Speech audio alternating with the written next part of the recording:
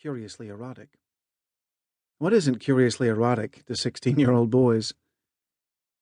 A shadow emerged from behind the nearest tent, and Michael practically impaled himself on his lance as he tried to get it pointed in the right direction. "It's only me." Daphne, alights on the cloud, stepped into the moonlight, leading one of the band's ponies. "I couldn't sleep," she said. "I thought maybe I'd ride down to the creek. Want to come?" Daphne was hot. She was almost 2 years older than Michael, and so Sports Illustrated swimsuit issues stacked that she'd become the subject of all manner of his fantasies in the few days since they'd started filming This Old Teepee. Sure," he said. He was surprised she wanted anything to do with him.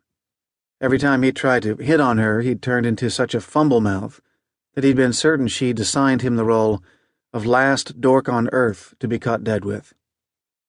"Want a horse?" she asked. "Or do you want to just double up with me?" The idea of riding next to her, letting the horse's gait rock their bodies against each other, was enough to put a strain on the fabric of his breechcloth. He couldn't ride well. He didn't want to show her what a nerd he was by falling off the great beast.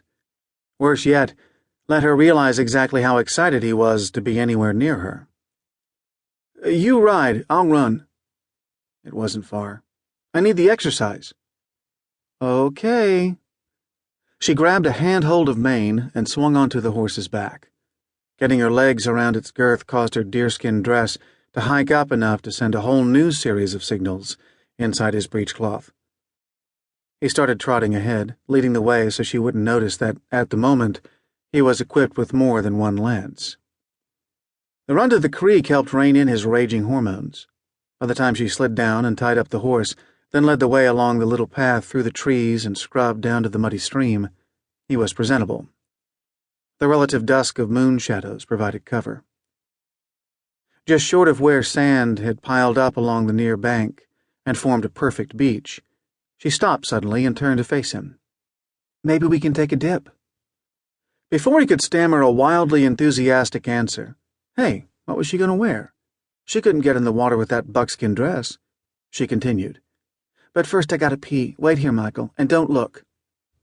Michael fought the temptation to peek. He didn't want to mess up this chance.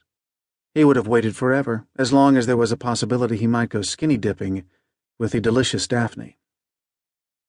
He kind of needed to pee too, but when he managed to extract himself from the unfamiliar confines of his breechcloth, he discovered he was far too excited to do any such thing.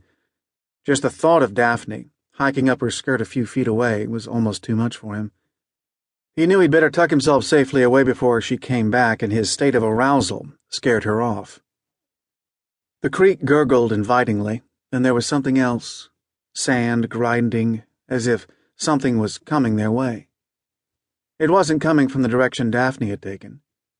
He dropped to his hands and knees and peered toward where the road cut off the east end of the pasture that housed their encampment, at the old wooden bridge over the stream. The sound came from there. A silhouette appeared atop the bridge. It was a motorcyclist, idling along with the lights off. Was this someone else who couldn't sleep, or someone following them? The shadowy biker rumbled across the old wooden structure. Michael stood and watched and made sure it disappeared behind the brush on the far side of the creek. The sound of its passing was soon inaudible. "What was that?" Daphne was straightening her leather dress as she stepped back onto the path. And then she was looking down at him, and he realized he had forgotten to stuff himself back inside his breechcloth. And she was saying, "Oh, I know what that is," and reaching down to pull up the hem of her leather skirt again. He forgot all about the motorcycle when he realized she wasn't wearing anything underneath. Talk about a quickie, Daphne thought. He was already done before she could more than prop herself against the trunk of a cottonwood. Good thing she hadn't gotten her dress all the way off, or the bark might have scraped her back. That was fast. She couldn't keep the disappointment out of her voice. He was breathing too hard to answer. It didn't matter. She had yet to meet a teenage boy who wasn't multi-orgasmic, and they were usually desperate enough for what she'd just provided to do anything to have it again. She was sure Michael would perform as asked.